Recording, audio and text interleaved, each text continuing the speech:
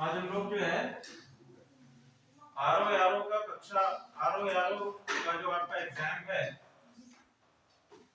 11 फरवरी को होना है। ठीक है, 11 फरवरी को आप लोगों का आरओ का एग्जाम होना है। साथ ही साथ यूपी पीसीएस का एग्जाम आप लोगों का 17 मार्च को होना है। ठीक है, आरओ के आप लोगों के एडमिट कार्ड्स भी आ गए हैं और साथ ही साथ आप लोगों का सेंट्रल इंफॉर्मेशन भी आपके पास आ गई है। क्लियर? तो आज हम लोग आरओ का बैच यहीं पर समाप्त करेंगे। अगर आरओ से सिलेक्टेड जो बच्चे हैं जो आरओ के बैच में सेलेक्ट हुए थे और अभी तक क्लासेस कर रहे थे, तो वो क्लासेस करने के लिए यूपीएससी के बैच में भी आ सकते हैं। यूपी पीसीएस का जो हमारा रेगुलर बैच चल रहा है उसमें अगर आप कंटिन्यू करना चाहें तो आप कंटिन्यू कर सकते हैं। ठीक है, बात रही नोट्स की, जिन बच्चों को नोट्स नहीं मिल पाए हैं तो कुछ नोट्स आज आप लोग ले लीजिएगा, कल अवेलेबिलिटी हो जाएगी तो कल भी आप लोग ले लीजिएगा। क्लियर है? चलिए, करंट अफेयर्स में हम लोग कुछ कुछ चीजें पढ़ेंगे और बेसिकली क्वेश्चंस के फॉर्म में देखेंगे कि कौन कौन से सारे क्वेश्चंस आप लोगों के ये वही क्वेश्चंस है। ये बेसिकली आपसे आरओ के भी एग्जाम में फंसेंगे और साथ ही साथ आपके यूपी पीसीएस के एग्जामिनेशन में ही फंसेंगे। सबसे पहला हम लोग प्रश्न देखते हैं। जनवरी 2024 में राजस्थान में संयुक्त सैन्य अभ्यास सदा तांसीक, ठीक है, सदा तांसीक में किन देव देशों ने भाग लिया है? ठीक है, जितने भी आपके इस प्रकार के क्वेश्चंस रहते हैं जो कि बेसिकली रिलेटेड होते हैं किससे? एक्सरसाइज से या सैन्य अभ्यास से रिलेटेड क्वेश्चंस होते हैं, ये आपके फैक्चुअल इंफॉर्मेशन में हमेशा पूछे जाते हैं। ठीक है, कौन सा अभ्यास कहां पर हुआ है? हमने कई सारे अभ्यासों को पढ़ा भी है। जैसे आपका एक बहुत ही फेमस अभ्यास क्वाड कंट्रीज के बीच में होता है। कौन सा अभ्यास है? ठीक है, मालाबार अभ्यास, ये आपका क्वाड कंट्रीज के बीच में होता है। ठीक है, सदा तांसीक की बात करें तो सदा तांसीक 29 जनवरी से 10 फरवरी 2024 तक, ठीक है, किसके किसके बीच में होगा? भारत और सऊदी अरब के बीच में ये है। किसके बीच में है? भारत और सऊदी अरब। सी ऑप्शन आपका करेक्ट है। क्लियर? अगला क्वेश्चन हम लोग देखते हैं। सीपीएफ अन्य सहायक, सीएपीएफ, ठीक है, सीएपीएफ अन्य सहायक बलों के बीच किस दल ने सर्वश्रेष्ठ मार्चिंग दल का पुरस्कार जीता है? ठीक है, सीएपीएफ या बलों के बीच आपका एक मार्चिंग परेड हुई, इसमें किसने सर्वश्रेष्ठ मार्चिंग दल का पुरस्कार जीता है? ठीक है, ऑप्शंस क्या है? सिख रेजिमेंट की टुकड़ी, दिल्ली पुलिस की महिला मार्चिंग टुकड़ी, गुजरात सीमा बल की टुकड़ी और तमिलनाडु नौसेना दल। ठीक है, अब इसमें आपका सही आंसर क्या होगा? दिल्ली पुलिस की महिला मार्चिंग टुकड़ी। ठीक है, इन्होंने क्या जीता है? सर्वश्रेष्ठ मार्चिंग दल का पुरस्कार जीता है। क्लियर? ये भी आपका क्वेश्चन बहुत अच्छा है। नेक्स्ट हम लोग देखते हैं अगला क्वेश्चन।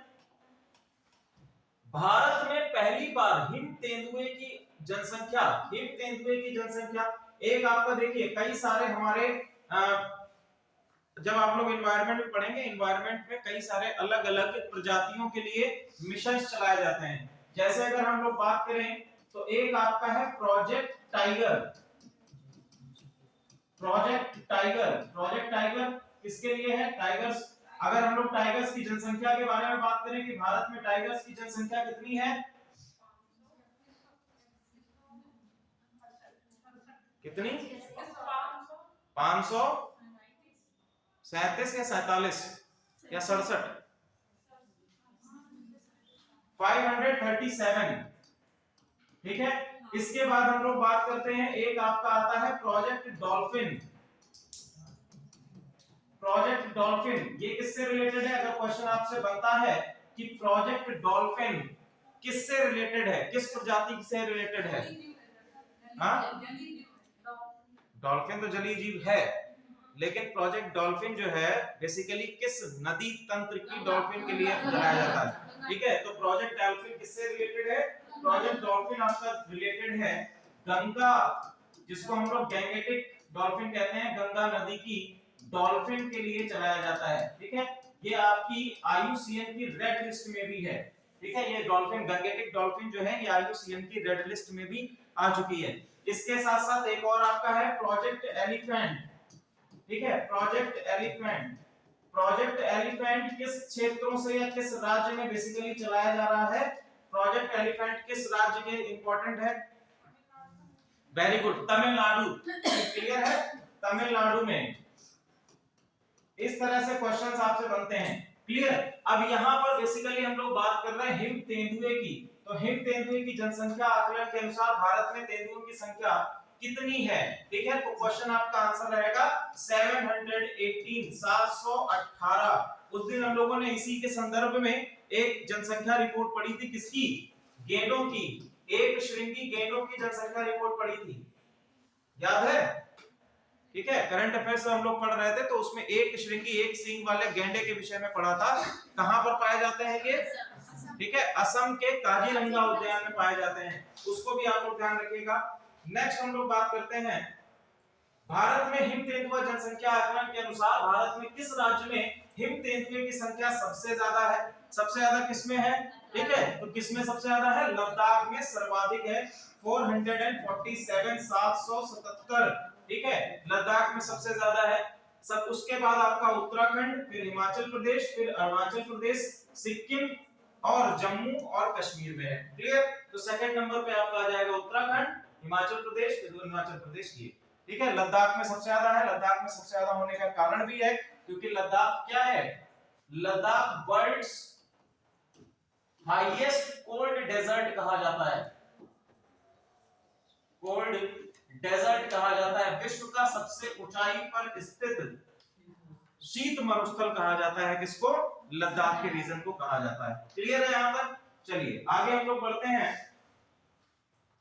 बीटिंग द रिट्रीट प्रत्येक वर्ष किस स्थान पर आयोजित की जाती है? ठीक है, बीटिंग द रिट्रीट ये क्या है? बीटिंग द रिट्रीट जो है ये क्या होता है? अरे पढ़ के ही बता दो, उसमें लिखा हुआ है। बीटिंग द रिट्रीट बेसिकली वो सेरेमनी होती है जब गणतंत्र दिवस का आपका समापन समारोह को हमें क्या कहते हैं? बीटिंग रिट्रीट बोलते हैं। ठीक है, समापन समारोह को बीटिंग रिट्रीट बोलते हैं। ये आयोजित कहां पर किया जाता है? अगर हम लोग केवल बात करें तो आपका गणतंत्र दिवस की परेड कहां पर आयोजित की जाती है? कहां? कौन बोला? लाल किला? दिल्ली में तो की जाती है। दिल्ली में किस स्थान पर की जाती है? कर्तव्य पथ पर। ठीक है, दिल्ली में किस स्थान पर की जाती है? कर्तव्य पथ पर की जाती है। ध्यान रखिएगा, पहले कर्तव्य पथ को क्या बोला जाता था? राजपथ बोला जाता था, और राजपथ से अब ये क्या कर दिया गया है? कर्तव्य पथ कर दिया गया है। ठीक है, आपका कहां से? राष्ट्रपति भवन से इंडिया गेट, राष्ट्रपति भवन से इंडिया गेट तक का जो रास्ता है उसको हम लोग क्या कहते हैं? राजपथ कहते हैं। और अब इसको वर्तमान समय में क्या कहा जाने लगा है? कर्तव्य पथ कहा जाने लगा है। ठीक है, तो आपका बीटिंग द रिट्रीट कहां पर आयोजित की जाती है? विजय चौक, नई दिल्ली, विजय चौक में आयोजित की जाती है आपकी बीटिंग द रिट्रीट। अगर हम ये पूछें कि हमने इस वर्ष कौन सा गणतंत्र दिवस मनाया है? ठीक है, 75वां गणतंत्र दिवस मनाया है। गणतंत्र दिवस पर मुख्य अतिथि के तौर पर कौन आया है? मुख्य अतिथि कौन है? ठीक है, इमैनुअल मैक्रों। ठीक है, तो ये आप ध्यान रखिएगा, आपसे ये जरूर पूछा जा सकता है कि इस वर्ष के हमारे कौन से अतिथि रहे हैं। ठीक है, अगला हम लोग आगे बढ़ते हैं। एक आपका यहां से भी रिलेटेड है, एक और क्वेश्चन है कि उत्तर प्रदेश में सबसे अच्छी झांकी का पुरस्कार किस जिले को प्राप्त हुआ है?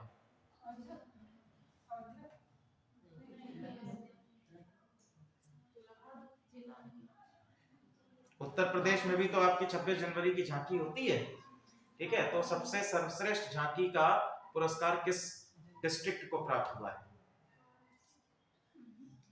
आप लोग किस डिस्ट्रिक्ट के निवासी हैं?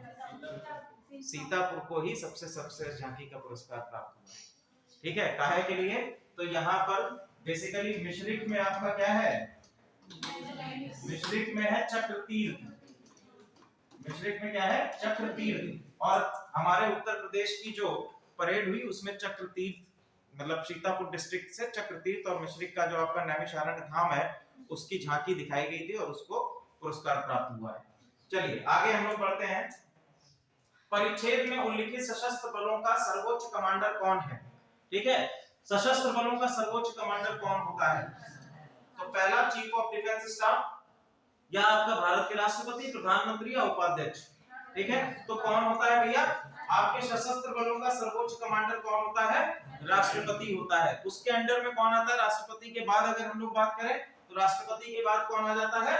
सीडीएस आ जाता है, चीफ ऑफ डिफेंस स्टाफ। वर्तमान समय में सीडीएस कौन है? ठीक है, मनोज पांडे। ये भी आप ध्यान रखिएगा, वर्तमान समय में सीडीएस मनोज पांडे है। रोहन बोपन्ना की उपलब्धि का क्या महत्व है? रोहन बोपन्ना किस खेल से जुड़े हुए हैं? रोहन बोपन्ना किस खेल से जुड़े हुए हैं? टेनिस से जुड़े हुए हैं। ठीक है, टेनिस से जुड़े हुए हैं। इनकी उपलब्धि क्या है? तो उपलब्धि ग्रैंड स्लैम खिताब जीतने वाले पहले भारतीय हैं, ऑस्ट्रेलियन ओपन जीतने वाले सबसे उम्रदराज खिलाड़ी हैं। अच्छा, यहाँ पर एक और क्वेश्चन बनता है, यहाँ पर लिखा है ग्रैंड स्लैम, तो ये ग्रैंड स्लैम क्या होता है? अगर हम कहें कि ये ग्रैंड स्लैम क्या है? ट्रॉफी तो होती है। अच्छा, टेनिस के टूर्नामेंट कौन कौन से होते हैं?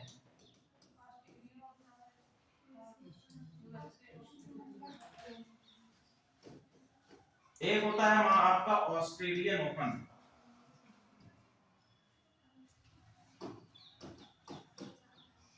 Australian open. चलिए, फिर आपका कौन सा होता है? US open. फिर आपका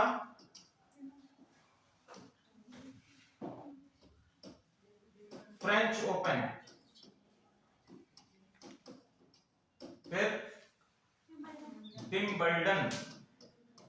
यूपीएससी ने बहुत ही अच्छा क्वेश्चन आपसे एक बार पूछा था कि इन सभी को इनके होने के क्रम में लगाइए, मतलब जिस महीने में जिस जो होते हैं उसके क्रमानुसार इसको लगाइए।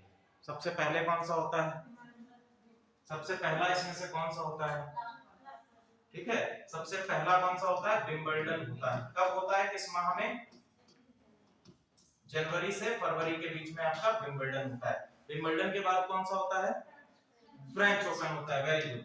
ठीक है, फ्रेंच ओपन आपका होता है मई से जून के बीच में। फिर मई से जून के बीच में होने के बाद आपका होता है ऑस्ट्रेलियन ओपन। ठीक है, ऑस्ट्रेलियन ओपन, और सबसे अंत में कौन सा होता है? यूएस ओपन होता है। ठीक है, इन सभी को मिलाकर हम लोग क्या कहते हैं? ग्रैंड स्लैम बोलते हैं। ठीक है, ग्रैंड स्लैम बोलते हैं। अब ग्रैंड स्लैम कैसे निर्धारित किया जाता है? तो इन सभी खेलों में सबसे ज्यादा खिताब जो जीतता है उसको प्राप्त होता है ग्रैंड स्लैम। क्लियर? चलिए, अब हम लोग आगे बात करते हैं। तो रोहन बोपन्ना की क्या उपलब्धि है? तो वह पुरुष युगल में विश्व नंबर 1 रैंकिंग तक पहुंचने वाले सबसे उम्रदराज खिलाड़ी हैं, जिन्होंने कितने वर्ष में? 43 इयर्स 43 साल की उम्र में क्या किया है? नंबर 1 की रैंकिंग हासिल की है। अगला क्वेश्चन हम लोग देखते हैं, भारत में टेनिस में ग्रैंड स्लैम विजेता कौन कौन है? ठीक है, कौन कौन टेनिस में ग्रैंड स्लैम अब तक भारत से जीत चुके हैं? तो कौन कौन से प्लेयर्स हैं जिन्होंने जीता है? पहला है आपका लिएंडर पेस, महेश भूपति, सानिया मिर्जा और रोहन बोपन्ना। ठीक है, 4 प्लेयर्स हैं जिन्होंने ग्रैंड स्लैम जीता हुआ है। ठीक है, लिएंडर पेस, महेश भूपति, सानिया मिर्जा और रोहन बोपन्ना। चलिए आगे हम लोग बात करते हैं। इसमें कई सारे आपके ऐसे ऑप्शन हैं जो आप लोग ऐसे ही खत्म कर सकते हैं। जैसे आपका एक ये ऑप्शन है, ऑप्शन बी, रॉजर फेडरर। ठीक है, रॉजर फेडरर किस देश के खिलाड़ी हैं? रॉजर फेडरर जो है वो किस देश से बिलोंग करता है?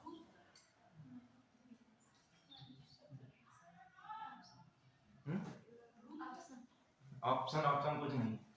चलिए इसको पता करके आइए, घर पे देखिएगा जाके कि रॉजर फेडरर है। और एक बताइए नाम, और एक आप फेमस नाम बताइए। देखिए, खिलाड़ियों के उनका मूल देश आप लोग जरूर याद रखा करिए जिनको पुरस्कार मिलते हैं। ठीक है, जरूरी नहीं है कि आपसे पुरस्कार ही पूछा जाए, आपसे ये भी पूछ सकता है कि वो किस देश से बिलोंग करते हैं। ठीक है, स्पेन। इसी तरह से जैसे एक क्वेश्चन आपसे पूछा भी गया था फुटबॉल से रिलेटेड आप लोगों का, जैसे फीफा होता है, तो फीफा में आपसे पूछ सकता है कि पर्टिकुलर खिलाड़ी किस देश से बिलोंग करता है। ठीक है, जैसे आपका क्रिस्टियानो रोनाल्डो है, तो क्रिस्टियानो रोनाल्डो किस देश का खिलाड़ी? सब खिलाड़ी स्पेन के थोड़े ना होने हैं, ठीक है। तो आप लोगों को ये अवश्य ध्यान में रखना है कि किस देश से बिलोंग करते हैं। जैसे आपका क्रिस्टियानो रोनाल्डो है, पुर्तगाल से बिलोंग करता है, या आपका मेसी है, मेसी किस देश से बिलोंग करता है, मेसी का नाम भी सुने होंगे, तो वो किस देश से बिलोंग करते हैं। इन सभी को आप लोग जरूर देख लीजिएगा, ऐसे क्वेश्चन आपके बनते रहते हैं। अगला है 2024 में ऑस्ट्रेलियन ओपन पुरुष युगल टेनिस चैंपियनशिप किस जोड़ी ने जीती है, ठीक है।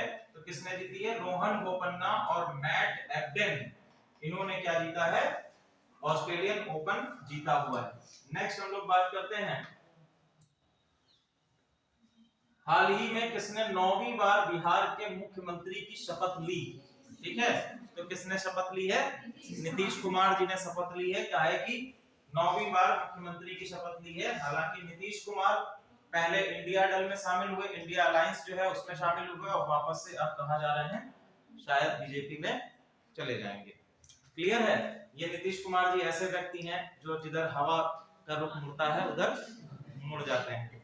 क्लियर है, इनके बारे में भी मीम्स भी काफी चल रहे हैं, पलटू बाबा भी इनको कहा जा रहा है, पलटू राम भी कहा जा रहा है। हालांकि उस पर आप लोगों को ध्यान नहीं देना है, आप लोगों को यहाँ पर ध्यान रखिए। तो आईसीसी 2023 में ICC one day player of the year का पुरस्कार किसके द्वारा जीता गया है, ठीक है, किसके द्वारा जीता गया है, player of the year Virat Kohli को मिलता है। इन्होंने 2012, 2017 और 2018 में भी ये खिताब जीता हुआ है।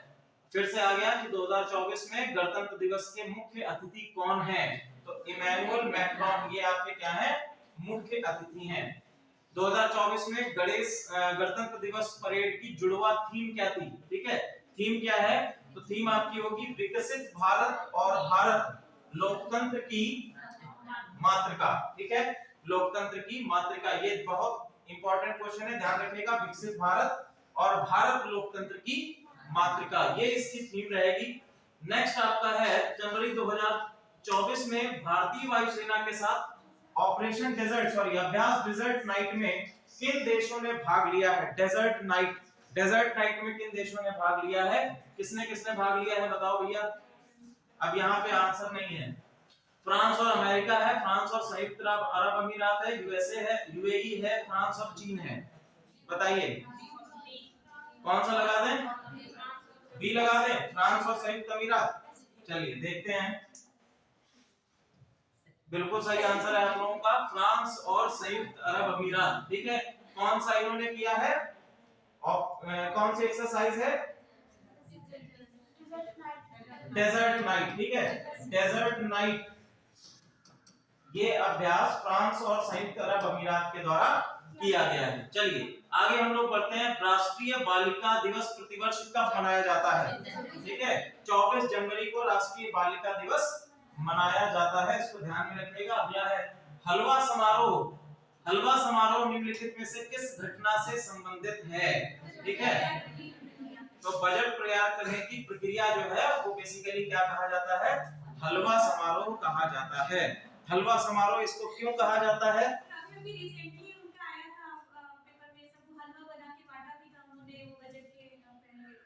जी हेलो हेलो हेलो, ठीक है। तो हलवा समारोह बेसिकली बजट भी एक हलवा ही होता है जो लोगों में बांटा जाता है, ठीक है। हालांकि ये एक पुरानी परंपरा है हमारे संसद की कि इस समय पर ऐसा किया गया था, तो वो परंपरा चली आ रही है। नेक्स्ट है आपका पराक्रम दिवस का क्या महत्व है, ठीक है, पराक्रम दिवस का क्या महत्व है, तो ये कब मनाया जाता है, सबसे पहले तो इंपॉर्टेंट चीज 23 जनवरी 2024 को मनाया जाता है।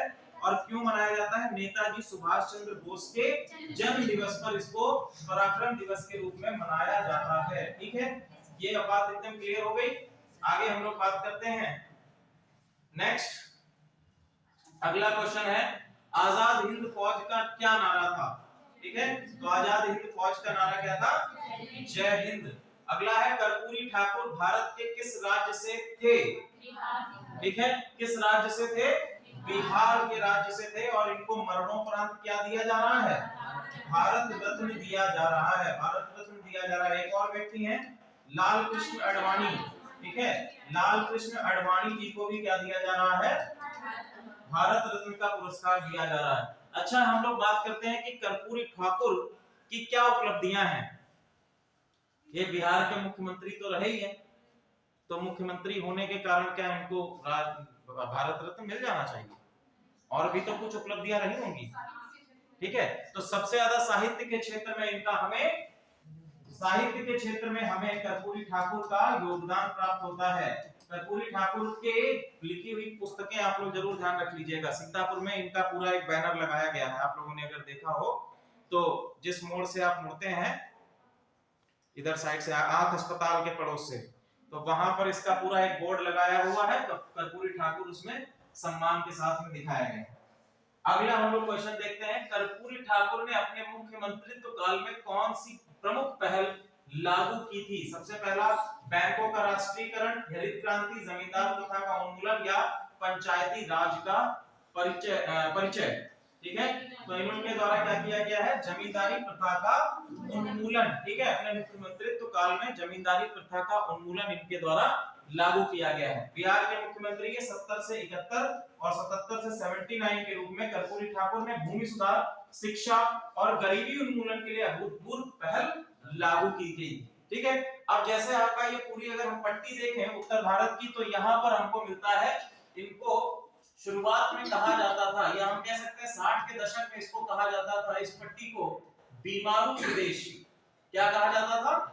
बीमारू प्रदेश कहा जाता था। जिसमें कौन कौन से बीमारू प्रदेश में कौन कौन से प्रदेश आते थे? ठीक है, बीमारू प्रदेश में सबसे पहला आता था बिहार, बिहार के बाद छत्तीसगढ़, बिहार, छत्तीसगढ़, झारखंड, छत्तीसगढ़, झारखंड, उत्तर प्रदेश। ठीक है, उत्तर प्रदेश और मध्य प्रदेश का जो कुछ क्षेत्र है वो भी आपका बिहार बीमारू प्रदेश के तौर पर लिया जाता था। इसमें 5 प्रदेश आपके थे। ठीक है, हालांकि अब धीरे धीरे सभी प्रदेशों ने अपने आप को, या इसमें मध्य प्रदेश शामिल कर लीजिए, अपने आप को विकसित किया है और बीमारू कैटेगरी से निकल के आए हैं। छत्तीसगढ़ और झारखंड की बात छोड़ दे तो अभी भी, और बिहार की हम लोग बात छोड़ दे तो हमारा जो स्टेट्स हैं वो पूर्ण रूप से हम कह सकते हैं कि बीमारू कैटेगरी से अब बाहर निकल चुके हैं। अब भारत उत्तर प्रदेश की देखिए तो उत्तर प्रदेश भी आर्थिक रूप से समृद्ध हुआ है और साथ ही साथ विकसित भी हुआ है, चाहे वो हम लोग इंफ्रास्ट्रक्चर में बात करें या आपके औद्योगिकीकरण की बात करें, इन सभी चीजों में आप देखेंगे कि उत्तर प्रदेश ने डेवलपमेंट किया है। नेक्स्ट हम लोग बात करते हैं 22 जनवरी 2024 को अयोध्या में रामलला के प्राण प्रतिष्ठा का नेतृत्व किसने किया है? तो बिल्कुल एक ही नाम काफी है, प्रधानमंत्री नरेंद्र मोदी जी के द्वारा इसका नेतृत्व किया गया है, उनके द्वारा ही पूजा श्रृंगार और ये सारा अनावरण किया गया। नेक्स्ट हम लोग बात करते हैं संयुक्त राष्ट्र महासभा के 78वें सत्र के अध्यक्ष कौन हैं? संयुक्त राष्ट्र महासभा के 78वें सत्र के अध्यक्ष Dennis Francis, Narendra Modi, Antonio Guterres और जो बिडेन। ठीक है, नरेंद्र मोदी जी को यहां से निकाल दीजिए। कौन है?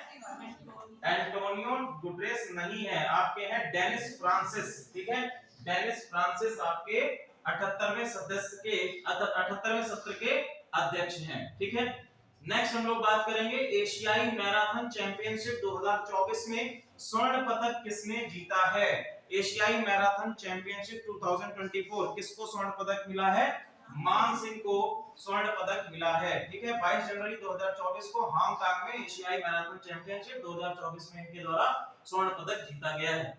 इंडिया ओपन बैडमिंटन 2024 पुरुष युगल के फाइनल में कौन हार गया? पुरुष युगल के फाइनल में कौन हारा है? ठीक है, सात्विक साईराज, रकी रेड्डी और चिराग शेट्टी। ठीक है, ये फाइनल में हार गए। भारत का प्रतिनिधित्व इनके द्वारा किया जा रहा था और ये उसमें हार इनको प्राप्त हुई है। आगे हम लोग बढ़ते हैं, प्रधानमंत्री राष्ट्रीय बाल पुरस्कार निम्न में से किस श्रेणी में प्रदान किया जाता है? बहुत ही इंपॉर्टेंट क्वेश्चन है, आप आ भी सकता है। प्रधानमंत्री राष्ट्रीय बाल पुरस्कार किस श्रेणी में प्रदान किया जाता है? बताइए। कला, संस्कृति, बहादुरी, नवाचार, सामाजिक सेवा और खेल। ठीक है, कला, संस्कृति, बहादुरी, नवाचार, सामाजिक सेवा और खेल में इसको दिया जाता है। और राष्ट्रपति द्रौपदी मुर्मू ने 22 जनवरी 2024 को 19 असाधारण बच्चों को प्रधानमंत्री राष्ट्रीय बाल पुरस्कार से सम्मानित भी किया है। नेक्स्ट हम लोग बात करेंगे खेलो इंडिया यूथ गेम्स 2024 की मेजबानी कौन सा राज्य कर रहा है? ठीक है, कौन सा राज्य कर रहा है? तमिलनाडु के द्वारा इसका मेजबानी की जा रही है खेलो इंडिया यूथ गेम्स। इसका छठा संस्करण इस बार होगा, 19 जनवरी 2024 को ये शुरू होगा और 31 जनवरी 2024 को समाप्त होगा। गणतंत्र दिवस समारोह में के हिस्से के रूप में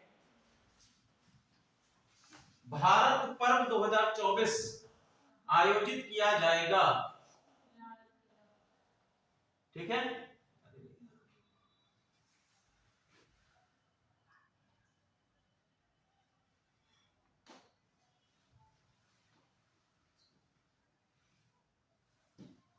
चलो नहीं हो रहा, कहां पर आयोजित किया जाएगा? ठीक है, ये आयोजित किया जाएगा लाल किला नई दिल्ली में, इसको आयोजित किया जाएगा। भारत पर्व 2024, ध्यान रखिएगा, भारत पर्व 2024, भारत पर्व 2024। क्लियर है यहां तक? आगे हम लोग पढ़ते हैं नेक्स्ट।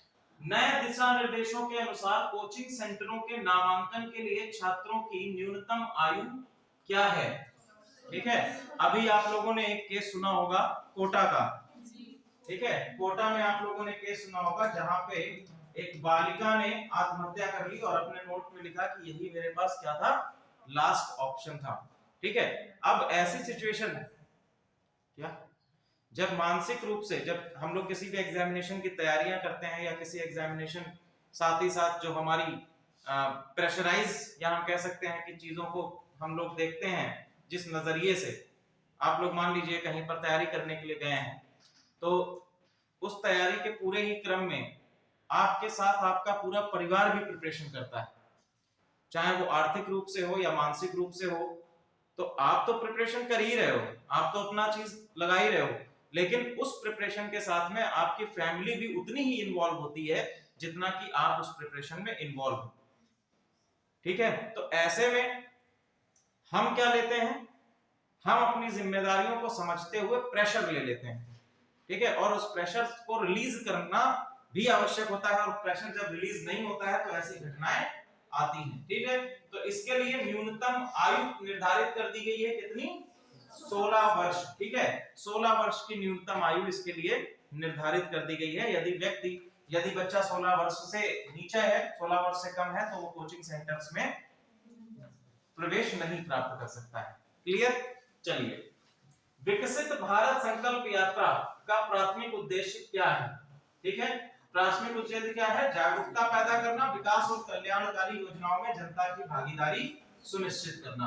नेक्स्ट, ईरान और पाकिस्तान के बीच हालिया तनाव का मुख्य कारण क्या है? ठीक है, मुख्य कारण क्या है? सीमा विवाद। आगे हम लोग पढ़ते हैं, ये क्वेश्चन आपसे बनेगा नहीं।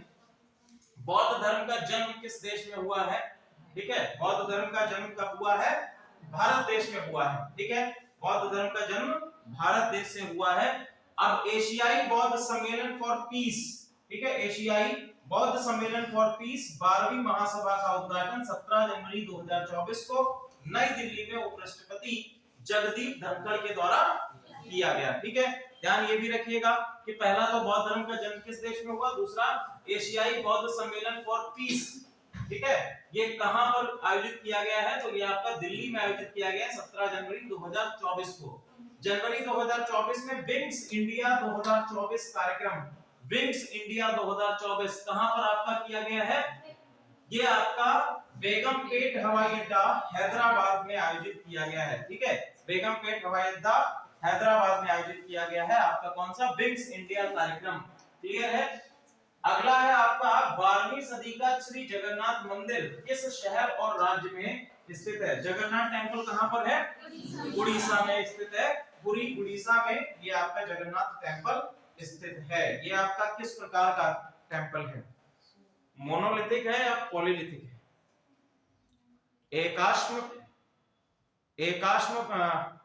एकल पाषाण मंदिर है या बहुपाषाण मंदिर है? क्या बताइए? एकल पाषाण और बहुपाषाण मतलब पता है आप लोगों को? जैसे हम लोग बात करते हैं अगर महाबलीपुरम के टेंपल की, महाबलीपुरम का जो टेंपल है अगर कहें कि महाबलीपुरम का टेंपल किस प्रकार का टेंपल है, मोनोलिथिक है या पॉलीलिथिक है? ठीक है, तो महाबलीपुरम का जो टेंपल है वो आपका कैसा है? एकल पाषाण है, पॉलीलिथिक नहीं है। मतलब ये आपका मोनोलिथिक टेंपल है। मोनोलिथिक टेंपल का मतलब होता है कि जिसको एक ही पत्थर को काट कर बनाया जाता है। ठीक है, एक सिंगल स्टोन को काटकर पूरे मंदिर को बना दिया गया, तो उसको हम लोग कहते हैं एकल पाषाण मंदिर। जबकि हम पुरी का श्री जगन्नाथ टेंपल जो है ये आपका क्या है? बहुपाषाण मंदिर है। क्लियर? ये आप लोग जरा हमेशा ध्यान रखिएगा, बहुपाषाण मंदिर है। ठीक है, इस महाबलीपुरम का टेंपल किस शैली में बना हुआ है? ठीक है, तो ये किस शैली में बना है? द्रविड़ शैली में बना है। ठीक है, ये किस शैली में बना हुआ है? द्रविड़ शैली में बना हुआ है। ये भी आपसे क्वेश्चंस भी इस तरह से पूछे जाते हैं। नेक्स्ट आपका है अगला देखते हैं, नीति आयोग के अनुसार पिछले 9 वर्षों में भारत में गरीबी दर में कितनी गिरावट दर्ज की गई है? ठीक है, तो इसमें 29% से लगभग 11%। ये गिरावट क्या है? ऑप्शन सी आपका करेक्ट है। क्लियर है? अब इसमें देखो, नीति आयोग के अनुसार पिछले 9 वर्षों में भारत में लगभग 25 करोड़ लोगों ने खुद को गरीबी से बाहर निकाला है। ठीक है, 25 करोड़ लोग ये क्या है? गरीबी से बाहर आए हैं। अब अगर ये हम लोग बात करें कि गरीबी क्या है,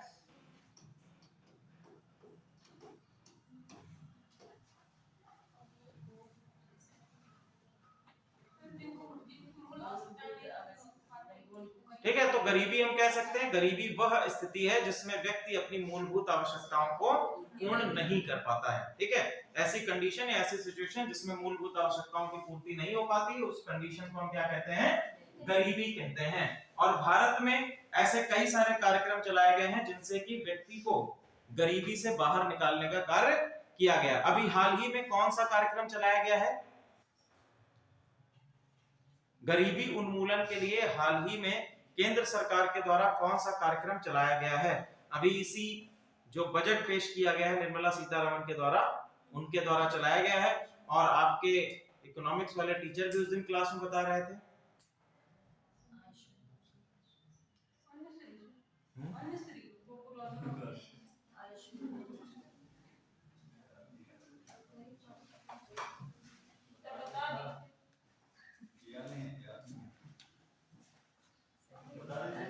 नहीं बताएंगे, ये सब चीजें खुद देखा करो जाके। अरे छोटी छोटी चीजें आप लोग जो है, ठीक है, छोटी छोटी चीजें आप लोगों को देखते रहना चाहिए करंट में जो हो रही हैं। अभी बजट आया क्लास में, सर ने भी, मैं उस दिन पीछे बैठा था तो सर बता भी रहे थे। ठीक है, तो ऐसी कंडीशन में आप लोग भूल जाते हो तो वो बहुत गलत बात है। ठीक है, अब इसको देखना जाके कि कौन सा कार्यक्रम हमारे अभी प्रेजेंट टाइम के बजट में चलाया गया है। चलो आगे हम लोग बढ़ते हैं। वर्तमान में भारत में नीति आयोग के मुख्य कार्यकारी अधिकारी सीईओ कौन है? बताइए कौन है? बीवीआर सुब्रमण्यम। ये आपके क्या है? नीति आयोग के कार्यकारी हैं, मुख्य कार्यकारी या सीईओ हैं। पहले कौन थे? ठीक है, सबसे पहले कौन थे? अरविंद पनगड़िया। अरविंद पनगड़िया पहले सीईओ के रूप में थे। वर्तमान समय का आप ध्यान रखिएगा कि वर्तमान समय के आपके हैं सुब्रमण्यम। ठीक है, चलिए आगे हम लोग बात करते हैं। अगला क्वेश्चन, जनवरी 2024 में फीफा फुटबॉल समारोह में सर्वश्रेष्ठ फीफा पुरुष खिलाड़ी का पुरस्कार किसने जीता है? ठीक है, लियोनेल मेसी ने ये पुरस्कार जीता है। लियोनेल मेसी ने ये पुरस्कार आपका जीता है सर्वश्रेष्ठ खिलाड़ी का। पिछले 4 वर्षों से तीसरी बार यह पुरस्कार उन्होंने जीता है। नेक्स्ट है, जनवरी 2024 में पुरस्कार समारोह में किस महिला फुटबॉल खिलाड़ी को मिला है सर्वश्रेष्ठ फीफा महिला खिलाड़ी का पुरस्कार? किसको मिला है? एटाना बोनमती। ठीक है, एटाना बोनमती को यह पुरस्कार मिला है। स्पेन और बार्सिलोना जो है ये आपका क्लब है और स्पेन की ये खिलाड़ी हैं। एटाना बोनमती को सर्वश्रेष्ठ महिला खिलाड़ी का पुरस्कार मिला है। नेक्स्ट आप लोग बात करते हैं, अगला क्वेश्चन है, मकर संक्रांति, पोंगल, उत्तरायण और माघ बिहू त्योहारों का महत्व है। ठीक है, तो ये किस दिन मनाया जाता है? हाँ? 14 जनवरी को जनरल तौर पर मनाया जाता है, इस बार तो 15 जनवरी को मनाया गया है। ठीक है, तो ये बेसिकली क्या दर्शाता है? ग्रीष्म ऋतु का अंत, मानसून की शुरुआत, दोनों ही ऑप्शन गलत हैं, ये भी गलत है। सर्दी की समाप्ति और लंबे दिनों की शुरुआत, ये आपका क्या सही ऑप्शन है। बसंत का उत्सव हो ही नहीं सकता है। तो हम ये बात जानते भी हैं कि मकर संक्रांति के दिन से दिन क्या होने लगते हैं? लंबे होने लगते हैं। ठीक है, दिन लंबे होने लगते हैं और रातें छोटी होने लगती हैं। ठीक है, और सूर्य की स्थिति क्या हो जाती है? उत्तरायण हो जाती है। अच्छा, ये आपका क्या टर्म है? उत्तरायण होना, सूर्य का उत्तरायण होना।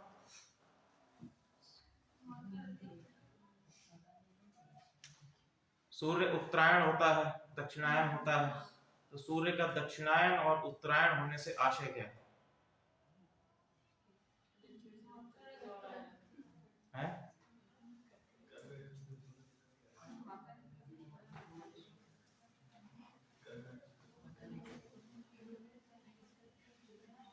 अगर हम लोग सूर्य मान लीजिए है हमारा सन या सूर्य, ठीक है, और जब हम लोग पृथ्वी के परिक्रमा की बात करते हैं तो पृथ्वी का जो इलिप्टिकल आपका पाथ है, ठीक है, इलिप्टिकल पाथ पृथ्वी दर्शाती है।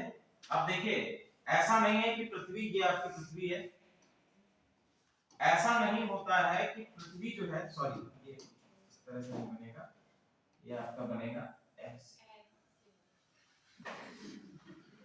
क्लियर है? सूर्य आपका बीच में है। अब देखो, यहां से हम लोग जब बात करते हैं, जब आपका ये पाथ चलता है, ये आपका है नॉर्थ पोल और ये आपका है साउथ पोल। अब पृथ्वी जब इस तरह से मूव करेगी, पृथ्वी जब इस तरह से मूव करेगी, मान लीजिए पृथ्वी यहां पर आती है, तो यहां पर कौन सा पोल जो है पृथ्वी, कौन सा पोल जो है सूर्य के सामने रहेगा? कौन सा पोल रहेगा? South pole. तो इस स्थिति को हम लोग क्या कहते हैं? दक्षिणायन। ठीक है, और जब पृथ्वी यहां पर आ जाती है, इसके बाद यहां से नॉर्थ पोल, साउथ पोल, और यहां से जब पृथ्वी आपकी चलेगी तो कौन सा पोल रहेगा सूर्य के सामने? North pole. तो इस स्थिति को बोलते हैं उत्तरायण। ठीक है, ये अंतर होता है दक्षिणायन और उत्तरायण में। क्लियर है? चलिए आगे हम लोग बढ़ते हैं। श्री राम जन्मभूमि परिसर में रामलला विराजमान के लिए प्रतिष्ठा कार्यक्रम कब शुरू होगा? 22 जनवरी 2024 को। सबको याद है, विश्व आर्थिक मंच की 54वीं वार्षिक बैठक कहां हो रही है? ठीक है, विश्व आर्थिक मंच की 54वीं बैठक बहुत इंपॉर्टेंट है, दावोस स्विट्जरलैंड में 15 जनवरी 2024 को ये शुरू होगी। विश्व आर्थिक मंच की 54वीं वार्षिक बैठक का विषय क्या है? ठीक है, विषय क्या है? विश्वास और पुनर्निर्माण। ये आपका क्या रहेगा? विषय रहेगा आपकी विश्व आर्थिक मंच की 54वीं बैठक का। अगला है, मलेशिया ओपन सुपर 1000 में पुरुष युगल फाइनल में भारतीय खिलाड़ी कौन थे? ठीक है, तो कौन थे आपके? सात्विक साइरेस, रंकी रेड्डी और चिराग शेट्टी। ये आपके रहेंगे। 14 जनवरी 2024 को रानी मार्गरेट द्वितीय के डेनमार्क के नए राजा के रूप में कौन नियुक्त हुआ है? ठीक है, डेनमार्क के नए राजा के रूप में अगर हम बात करें तो कौन नियुक्त हुआ है? Prince Frederick X. ठीक है, प्रिंस फ्रेडरिक एक्स ये आपके नियुक्त किए गए हैं। यहाँ पे एक्स जो है गलत लिखा है, इसको एक्स को काट करके ऐसे लिख लेना 10th। ठीक है, 10 होना चाहिए। एक्स वहां पे एक्स होगा तो जब बदला गया होगा तो करेक्ट नहीं हो पाया। अगला है, प्रधानमंत्री जनजाति आदिवासी न्याय अभियान के लाभार्थी कौन है? बहुत ही इंपॉर्टेंट आपका क्वेश्चन है, यहां से बन सकता है अवश्य क्वेश्चन। ठीक है, प्रधानमंत्री जनजाति आदिवासी न्याय महाअभियान, ठीक है, पीएम जनमन जिसको कहा गया है, इसके लाभार्थी कौन होंगे? शहरी आबादी, विशेष रूप से कमजोर जनजाति ग्रुप जिनको हम लोग पीवीटीजीज बोलते हैं। ठीक है, सामान्य श्रेणी के नागरिक या महिला उद्यमी। ठीक है, तो ये कौन होंगे? पीवीटीजीज इसके अंतर्गत आएंगे। प्रधानमंत्री नरेंद्र मोदी ने 15 जनवरी 2024 को प्रधानमंत्री न्याय महाअभियान जिसको पीएम जनमन कहा गया है, इसकी शुरुआत की है और इसमें पीवीटीजीज को लाभार्थी के तौर पर माना जाएगा। अगला है, भारत के सबसे लंबे पुल का नाम क्या है? ठीक है, कौन है? अटल बिहारी वाजपेयी सेवरी नावा सेवा अटल सेतु। ठीक है, अटल सेतु बेसिकली आप लोग कह लीजिए। ठीक है, तो ये आपका स्थित कहां पर है? गोवा में। ठीक है, ये भी ध्यान रखिएगा कहां पर स्थित है। अगला है आकाश एनजी मिसाइल प्रणाली की प्राथमिक क्षमता क्या है? आकाश एनजी मिसाइल प्रणाली की प्राथमिक क्षमता क्या है? पनडुब्बी युद्ध, टैंक रोधी युद्ध, उच्च गति लंबी दूरी के तोपखाने हमले। ठीक है, उच्च गति फुर्तीले हवाई खतरों का अवरोध, ये इसकी क्या है? चलिए अगला क्वेश्चन है integrated test range ITR Chandipur किस राज्य में स्थित है? ठीक है, इंटीग्रेटेड टेस्ट रेंज चांदीपुर किस राज्य में स्थित है? ये आपका कहां पर है? ओडिशा में स्थित है। Integrated test range Chandipur Orissa में स्थित है। नेक्स्ट आपका है, और यहाँ पर आकाश एनजी मिसाइल का प्रशिक्षण, आकाश एनजी मिसाइल का परीक्षण भी यहीं पर किया है, इसके द्वारा डीआरडीओ के द्वारा किया गया है। नेक्स्ट है आपका सत्र के दौरान अंतरिम बजट कौन पेश करेगा? तो अंतरिम बजट किसके द्वारा पेश किया जाता है? ये पेश किसके द्वारा किया जाता है? वित्त मंत्री के द्वारा। और निर्मला सीतारमण ने इस बार हमारा क्या पेश किया है? अंतरिम बजट पेश किया है। ठीक है, अगर हम लोग बजट के विषय में बात करें तो बजट हमारा किस प्रकार का बिल होता है? बजट किस प्रकार का बिल होता है बताइए? बिलों के प्रकार पता है? एक आपका सामान्य बिल होता है, एक आपका मनी बिल होता है, एक आपका अध्यादेश होता है। तो साधारण बिल है। बताइए कितने लोग साधारण बिल के पक्ष में हैं? एक। और मनी बिल के पक्ष में कितने लोग हैं? दो। और बाकी किसी पक्ष में नहीं है। बताइए, केवल 3 लोगों ने कहा जबकि क्लास में इतने लोग बैठे हैं। तो ये कैसा बिल है? ये एक मनी बिल है। बजट हमारा जो होता है ये क्या होता है? मनी बिल होता है। अच्छा, मनी बिल की खासियत क्या होती है? क्या मनी बिल को राज्यसभा से पास कराना आवश्यक है?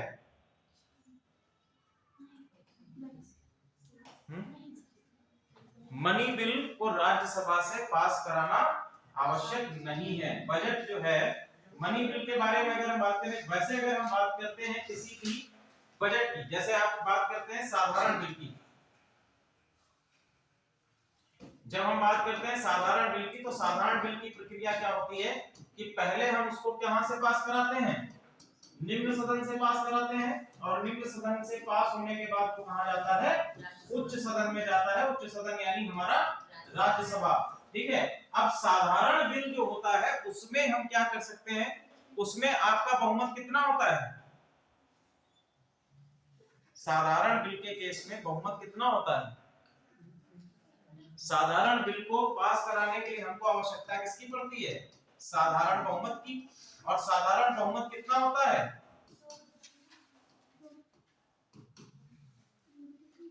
हाँ, 1/3 या 2/3? ठीक है, तो कितना होता है? 2/3। 2/3 किसका? सदन की टोटल स्ट्रेंथ का या सदन में उपस्थित सदस्यों का?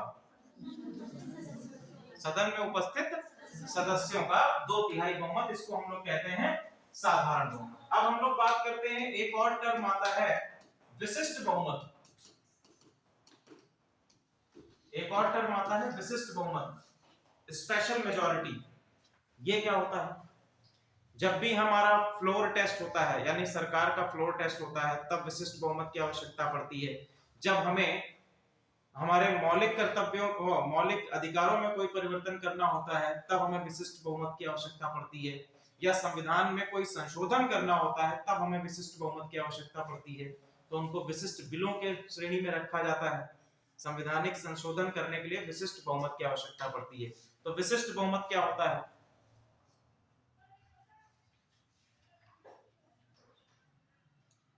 पॉलिटी का पूरा कोर्स खत्म हो चुका है। साधारण बहुमत नहीं, विशिष्ट नहीं।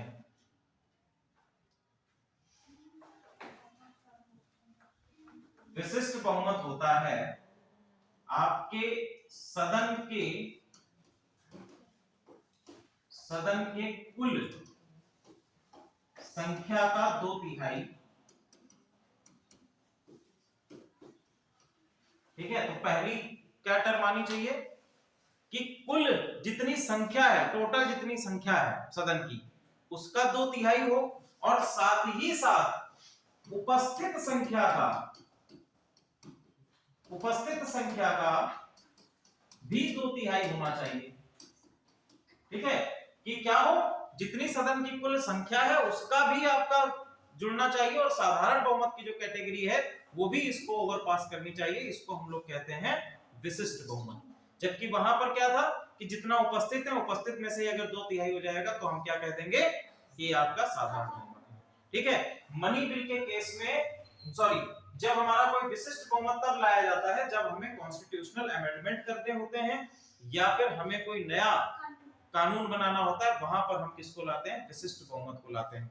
अच्छा, अध्यादेश क्या होता है? अध्यादेश क्या होता है? राष्ट्रपति के द्वारा निर्गत किया जाता है, लेकिन होता क्या है? या अगर ये क्वेश्चन आपसे पूछ लिया जाए कि अध्यादेश की अवधि कितनी होती है? 6 वर्ष, 6 माह, मिनिमम कितनी हो सकती है? अगर ये कहा जाए कि अध्यादेश की न्यूनतम अवधि कितनी होती है, देखो ये डिपेंड करता है। अध्यादेश, सबसे पहले तो समझिए कि अध्यादेश होता क्या है। अध्यादेश होता है जब हमारी संसद सत्र में ना हो। ठीक है, जब हमारी संसद जो है वो मान लीजिए सत्र में नहीं है, ठीक है, सत्र में नहीं है, लेकिन उसी समय पर कोई आवश्यक कानून निर्गत करना है, बनाना है, तो ऐसे में राष्ट्रपति क्या करते हैं, राष्ट्रपति उस कानून का एक अध्यादेश जारी कर देते हैं जो कि राष्ट्रपति के द्वारा तुरंत ही देश में लागू कर दिया जाता है। ठीक है, अब इसके साथ में जुड़ा क्या है, इसके साथ में जुड़ा ये है कि इस अध्यादेश को या तो जब भी संसद सत्र में आए, जब भी संसद क्या हो, सत्र में आए, और जैसे ही संसद सत्र में आएगी तब आप इसको पास करा लीजिए, तो न्यूनतम अवधि को हो गई। ठीक है, यानी अगला सत्र मान लीजिए कि आपका सत्रों की अगर हम लोग बात करें तो सत्र आपके 3 होते हैं। सबसे पहला सत्र कौन सा होता है? बजट सत्र होता है। ठीक है, बजट सत्र के बाद कौन सा सत्र आता है? ग्रीष्म नहीं, मानसून सत्र आता है। मानसून सत्र आता है, और मानसून सत्र के बाद कौन सा सत्र आता है? शीतकालीन सत्र आता है।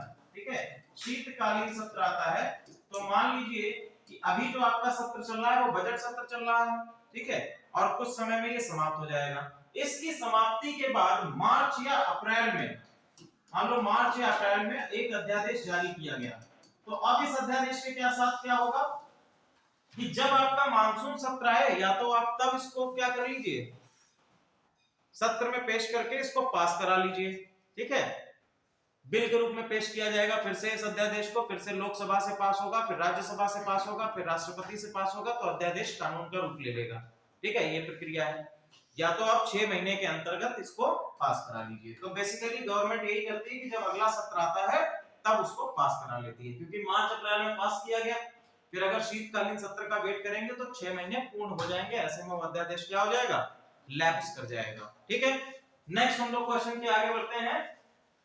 हाँ, तो हमारा बजट क्या होता है, एक मनी बिल होता है, और मनी बिल को राज्यसभा की केवल संस्तुति की आवश्यकता होती है, उसको वहां से पास कराने की आवश्यकता नहीं पड़ती है।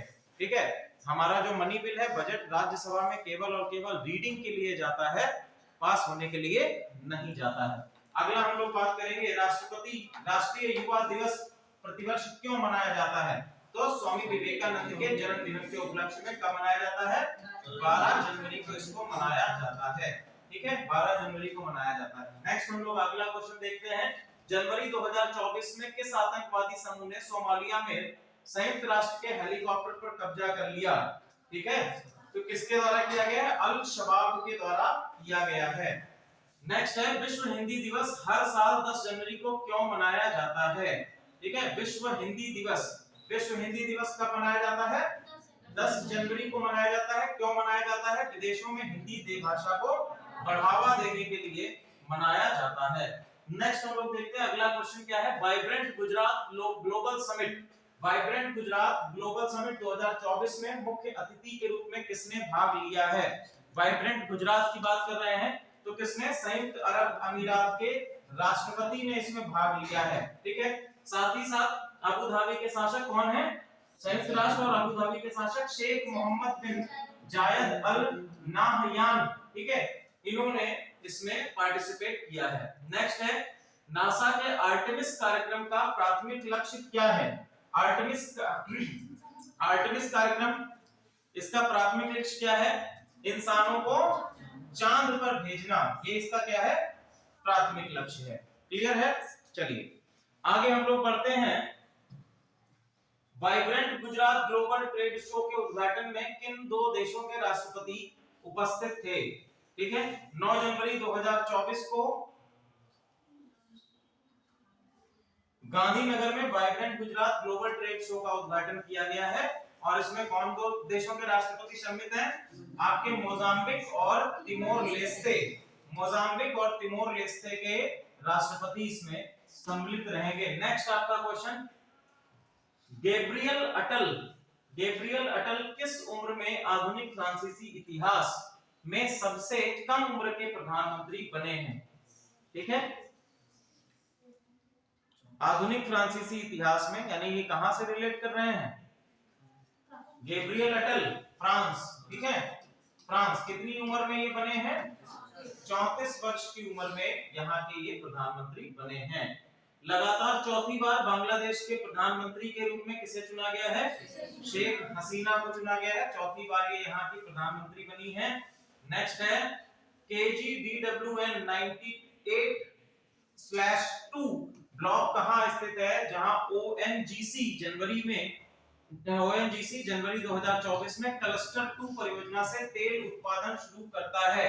ठीक है, ये कहां पर स्थित है आपका? बताइए, अरब सागर में, बंगाल की खाड़ी में, हिंद महासागर में, अंडमान सागर में? बंगाल की खाड़ी में स्थित है आपकी, बंगाल की खाड़ी में कृष्णा गोदावरी बेसिन में स्थित है। ठीक है, कृष्णा गोदावरी बेसिन में आपका ये स्थित है।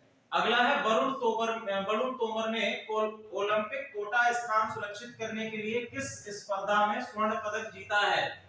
ठीक है, किस स्पर्धा में स्वर्ण पदक जीता है? पुरुषों की 10 मीटर एयर पिस्टल प्रतिस्पर्धा में इन्होंने स्वर्ण पदक जीता है। ईशा सिंह ओलंपिक कोटा स्थान सुरक्षित करने के लिए किस स्पर्धा में? महिलाओं की 10 मीटर एयर पिस्टल की स्पर्धा में। कौन है? ईशा सिंह। ठीक है, इधर कौन थे आपके? वरुण तोमर। ठीक है, नाम ध्यान रखिएगा। ये पूछ सकता है कि किस खेल से संबंधित है, क्योंकि आने वाले समय में ओलंपिक में हमारे देश को रिप्रेजेंट करेंगे। नेक्स्ट है आपका अगला क्वेश्चन, दिसंबर 2023 में भारत मालदीव संबंधों में गिरावट का क्या कारण था? ठीक है, तो आप लोगों ने पिक्चर्स देखी होंगी मोदी जी की। ठीक है, वहां के बीच पर घूमते हुए, और उन्होंने कहा कि मालदीव जाने से बेहतर है कि आप लक्षद्वीप की यात्रा भी करें। ठीक है, पीएम मोदी की लक्षद्वीप यात्रा के बारे में अपमानजनक टिप्पणी। तो बेसिकली जिस देश का मैं राष्ट्रपति हूं, जिस देश का मैं प्रधानमंत्री हूं, मैं उसी देश की, जो कह सकते हैं कि ट्रैवल, या हम लोग बेसिकली जिसको हम लोग टूरिज्म बिजनेस बोलते हैं, तो उस देश के टूरिज्म बिजनेस को बढ़ाने के लिए ही तो बात कहूंगा। तो इसमें अपमानजनक टिप्पणी तो कोई होनी नहीं चाहिए। दूसरी चीज, अगर आप लोगों ने भारत मालदीव संबंधों में को पढ़ा हो तो टिप्पणी करने का कारण क्या था? मोदी जी को क्या सपना आ रहा था कि चलो आज मालदीव के विषय में ऐसी टिप्पणी की जाए? ऐसा क्या कारण है जो ये चीजें करी उन्होंने? Very good. ठीक है, तो यहाँ पर जो मालदीव है, मालदीव जो है वो किसका पक्षधर हो रहा था? चीन का पक्षधर हो रहा था। इंडिया ने कई सारे अपने इन्वेस्टमेंट्स में ये बात कही कि हम आपके देश में इन्वेस्टमेंट करना चाहते हैं, जबकि मालदीव्स ने उस इन्वेस्टमेंट को ठुकराकर चीन का इन्वेस्टमेंट ले लिया। तो ऐसी कंडीशन में ये चीज आती है कि आप मालदीव की जगह पर अपने लक्षद्वीप को भी मालदीव के तौर पर यात्रा कर सकते हैं, टूरिज्म बिजनेस में ला सकते हैं। ठीक है, चलिए आगे हम लोग बात करते हैं। और जगह जगह पर आप देखेंगे प्रधानमंत्री का जब ये ट्वीट आया या प्रधानमंत्री का ट्विटर चला गया है तो एक्स आता है, तो प्रधानमंत्री का जब ये एक्स आया तो उसके बाद क्या हो गया, लोगों ने अपनी मालदीव की यात्रा की टिकट कैंसिल कर दी और वो फिर लक्षद्वीप की यात्रा पर निकल पड़े। चलिए, किस संस्थान ने अपने ओपीडी ब्लॉक में देश की पहली स्मार्ट लैब शुरू की है? ठीक है, तो ये किसके द्वारा किया गया है? एम्स नई दिल्ली के द्वारा पहली स्मार्ट लैब शुरू की गई है, स्थापित की गई है। नेक्स्ट है, दुबई में रिकॉर्ड सेटिंग कॉन्सर्ट के दौरान सुचेता सतीश ने कितनी भाषाओं में गाना गाया? ठीक है, कितनी भाषाओं में गाना गाया? 140 भाषाओं में इनके द्वारा गाना गाया गया है। नेक्स्ट हम लोग बात करते हैं, अगला क्वेश्चन है आपका लैग्रेंजियन पॉइंट L1 क्या है? लैग्रेंजियन पॉइंट L1 क्या है? ठीक है, बताइए ये क्या है? पहला ऑप्शन, वह बिंदु जहां दो अंतरिक्ष यान टकराते हैं, एक बिंदु जहां गुरुत्वाकर्षण बल पृथ्वी और चंद्रमा के बीच संतुलन तक पहुंचते हैं। ठीक है, दूसरा, एक बिंदु जहां गुरुत्वाकर्षण बल पृथ्वी और सूर्य के बीच संतुलन तक पहुंचते हैं, और अंतिम ऑप्शन है अंतरिक्ष में एक बिंदु जहां कोई गुरुत्वाकर्षण बल नहीं है। ठीक है, L1 क्या है? तो L1 बेसिकली क्या है? एक बिंदु जहां गुरुत्वाकर्षण बल पृथ्वी और सूर्य के बीच संतुलन तक पहुंचते हैं। ठीक है, जहां गुरुत्वाकर्षण बल पृथ्वी और सूर्य के बीच एक संतुलन तक पहुंचते हैं, वो क्या है? आपका L1 है। क्लियर? इसरो ने 6 जनवरी 2024 को सफलतापूर्ण आदित्य L1 उपग्रह को लैग्रेंजियन बिंदु के आसपास अपनी अंतिम कक्षा में स्थापित किया है। लैग्रेंजियन पॉइंट L1 वह जगह है जहां पृथ्वी और सूर्य के बीच गुरुत्वाकर्षण बल संतुलन प्राप्त करते हैं, जिससे ग्रहण की बाधा के बिना सूर्य का अवलोकन संभव हो जाता है। ये पॉइंट समझ में आया? लैग्रेंजियन बिंदु क्या होता है? लैग्रेंजियन बिंदु, जैसे मान लीजिए कि आपने ये पढ़ा होगा कि दो खगोलीय पिंडों का अपना अपना गुरुत्वाकर्षण बल होता है। ठीक है, अब एक पॉइंट ऐसा होगा जहां पर दोनों ही समान रूप से बल लगाएंगे, और जहां पर दोनों ही समान रूप से बल लगाएंगे वहां पर क्या कंडीशन आएगी? वहां पर उस पर्टिकुलर बिंदु पर क्या हो जाएगा? बिल्कुल भी फोर्स नहीं होगा, उस पर्टिकुलर पॉइंट पर फोर्स नहीं होगा। उसी को हम लोग कहते हैं लैग्रेंजियन बिंदु। ठीक है, L1 बोलते हैं। जैसे मान लीजिए कि ये आपका एक खगोलीय पिंड है और ये आपका एक खगोलीय पिंड है, और ये इधर से फोर्स लगा रहा है, ये इधर से फोर्स लगा रहा है। क्लियर? तो जो एक पॉइंट आएगा यहां पर आप किसी भी प्रकार का फोर्स क्या करेंगे?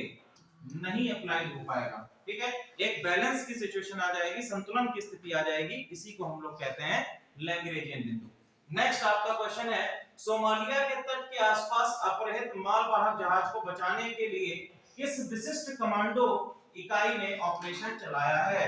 ठीक है, किसके द्वारा चलाया गया है? मार्कोस के द्वारा चलाया गया है। ठीक है, मार्कोस किससे संबंधित है? मार्कोस संबंधित है इंडियन नेवी से। ठीक है, मार्कोस किससे संबंधित है? इंडियन नेवी से संबंधित है। इनको मगरमच्छ भी कहा जाता है। ठीक है, इनको क्या कहा जाता है? मगरमच्छ भी कहा जाता है। आगे हम लोग पढ़ते हैं, 2024 T20 पुरुष विश्व कप वेस्ट इंडीज और संयुक्त राज्य अमेरिका में कब आयोजित किया जाएगा? ठीक है, तो पहला क्वेश्चन तो आपका ये बन गया कि 2024 का T20 विश्व कप जो है कहां आयोजित किया जाएगा? तो आपका वेस्ट इंडीज और संयुक्त राज्य अमेरिका में आयोजित किया जाएगा। ठीक है, कब आयोजित किया जाएगा? 1 जून से 29 जून 2024 तक इसको आयोजित किया जाएगा। नेक्स्ट हम लोग बात करेंगे, जनवरी 2024 में बिम्स्टेक के महासचिव का पद किसने ग्रहण किया है? बिम्स्टेक किसके द्वारा? इंद्रमणि पांडे के द्वारा इसको ग्रहण किया गया है। ये जरूर आपका क्वेश्चन पीसीएस में पूछा जाएगा अगले 17 मार्च के पेपर में। ठीक है, बिम्स्टेक से संबंधित एक क्वेश्चन आपका बिल्कुल बनेगा। क्लियर? या फिर आपसे इस तरह से पूछा जा सकता है कि बिम्स्टेक में कितने सदस्य राष्ट्र हैं, या निम्न में से कौन सा राष्ट्र बिम्स्टेक का हिस्सा नहीं है? ठीक है, क्योंकि G20 अभी भारत के पास G20 की अध्यक्षता रही थी, और कई सारे ऐसे देश हैं जो बिम्स्टेक का सदस्य होने के साथ साथ G20 के भी क्या है सदस्य राष्ट्र हैं। ठीक है, बिम्स्टेक का शायद पिक्चर इसमें पड़ी होगी तो हम लोग देख लेते हैं। इंडो ब्रिक्स नहीं, चलिए नहीं,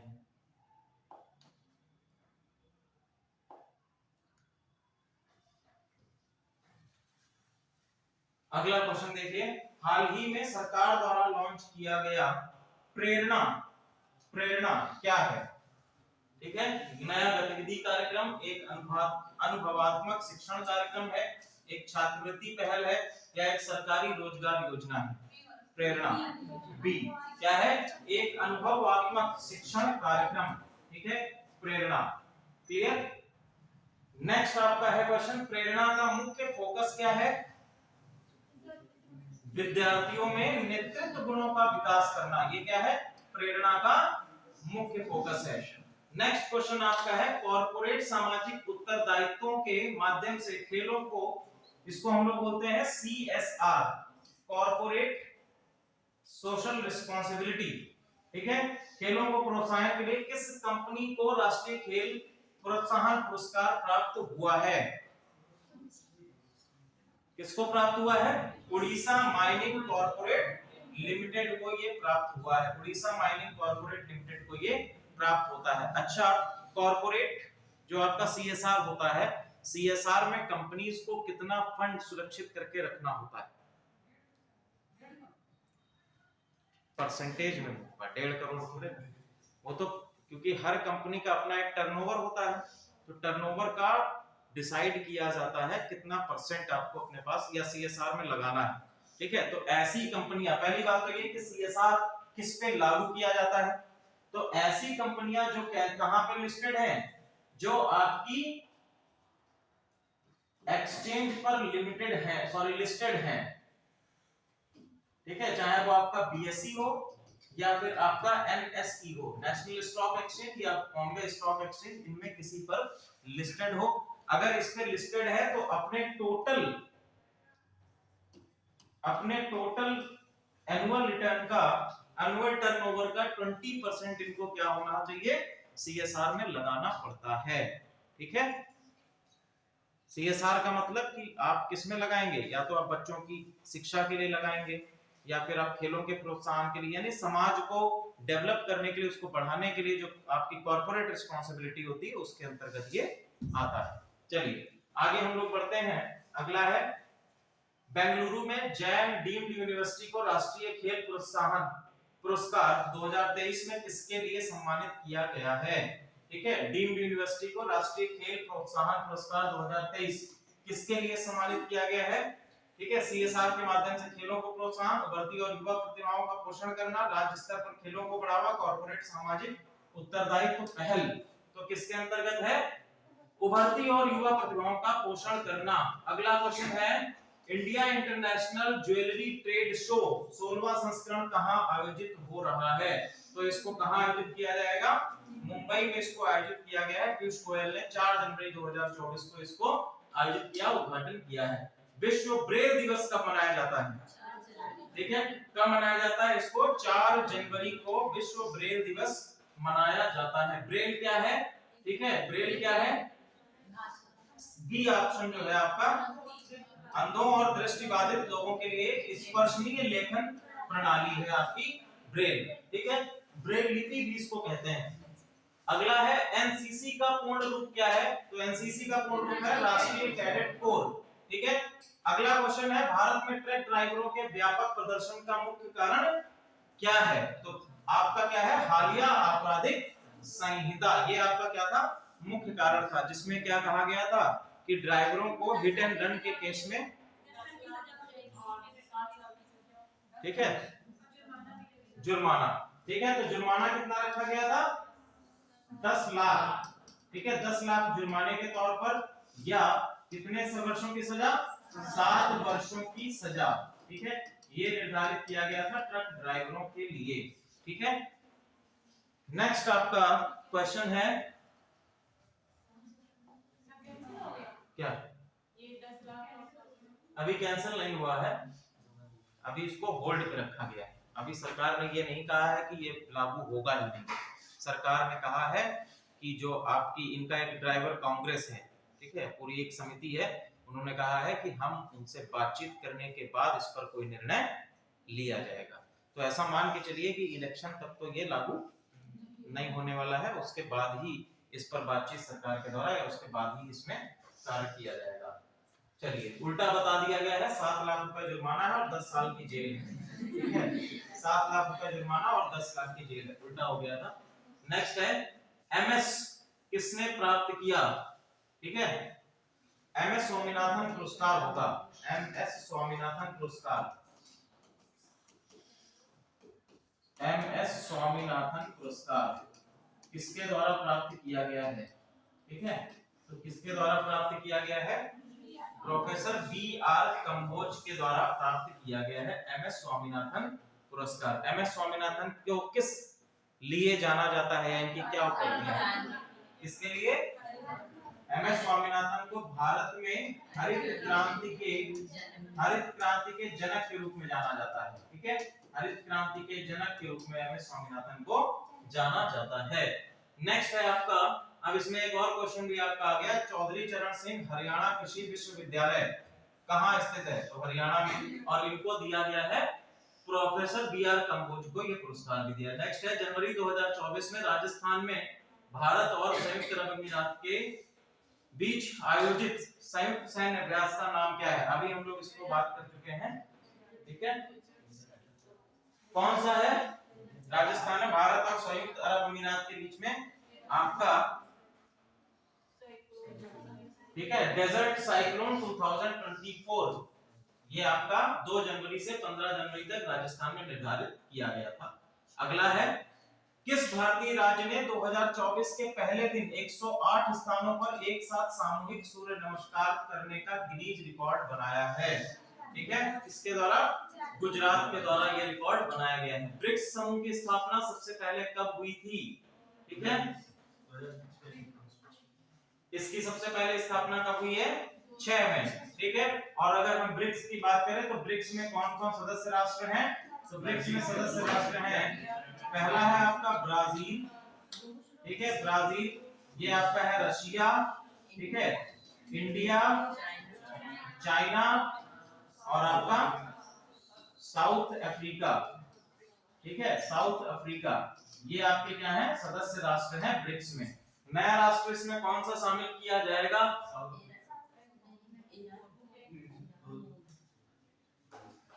एक और इसमें राष्ट्र सम्मिलित होने वाला है, चीन तो पहले से, बताइए, चलो अगला क्वेश्चन आ ही गया। इससे पहले 1 जनवरी 2024 को ब्रिक्स समूह में शामिल होने वाले नए सदस्य कौन हैं, तो कौन कौन सदस्य इसमें शामिल होंगे, मिस्र है, इथोपिया है, ईरान, सऊदी अरब और संयुक्त अरब अमीरात, ये ब्रिक्स में शामिल हो जाएंगे, ठीक है, कौन कौन, मिस्र, इथोपिया, ईरान, सऊदी अरब, संयुक्त अरब अमीरात, ये पूछा जा सकता है क्वेश्चन, इसको जरूर आप लोग ध्यान रखिएगा। चलिए आगे हम लोग एक और इसको क्या कह दिया जाएगा, ब्रिक्स प्लस कह दिया जाएगा, अभी इसका आधिकारिक कोई नाम आया नहीं है। अगला है 16वें वित्त आयोग का अध्यक्ष किसे नियुक्त किया गया है, तो किसे नियुक्त किया गया है, अरविंद पंगड़िया को नियुक्त किया गया है, नीति आयोग के पहले सीईओ भी ये रह चुके हैं, ठीक है। 16वें वित्त आयोग में ऋत्विक रंजनम पांडे की क्या भूमिका है, ऋत्विक रंजनम पांडे की भूमिका क्या रहेगी, ये इसके क्या होंगे, सचिव रहेंगे, ठीक है। अगला है इसरो द्वारा लॉन्च किए गए एक्सरे पोलारिमीटर सैटेलाइट एक्सपोसैट, ठीक है, एक्सपोसैट का प्राथमिक उद्देश्य क्या है, ठीक है, प्राथमिक उद्देश्य क्या रहेगा इसका, ब्रह्मांडीय एक्सरे के ध्रुवीकरण का विश्लेषण करना इसका कार्य रहेगा, ठीक है। यह क्वेश्चन पलट के भी पूछ सकता है कि ब्रह्मांडीय एक्सरे के ध्रुवीकरण का विश्लेषण करने के लिए इसरो के द्वारा किस सैटेलाइट को लॉन्च किया गया है, ठीक है, तो सैटेलाइट का नाम याद रखना, एक्सपोसैट को लॉन्च किया गया है।